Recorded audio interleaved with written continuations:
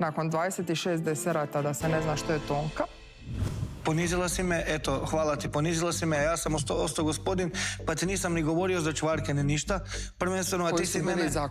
Ne, prva tvoje čvarke koje si radila, pitala si ko radi čvarke, a ne znaš kao napravi čvarke. A ja nisam znao šta je tonka, a to ti nikad nisam zamjerio za čvarke. A ti si mene jučer pred svima, pa ne zna gospodin šta je tonka, pa nisam u vrtiću. Razumiješ, možda se neki od nas nisu susreli sa nekim stvarima i to je to, ne znamo svi sve. A ti si htjela pokazati tu svoju veličinu, da ti znaš šta je tonka, a Anel ne zna šta je tonka. To je meni zasmetalo i čak sam i pustio suze jer mi je bilo teško zbog toga. Jer nisam očekivao neke stvari od tebe. I ne želim se svađati, Lucija, daj da ovo kako radimo ovdje sad, da odradimo kako spada i ne želim nikako svađati. Anele, nisi u pravu. U redu.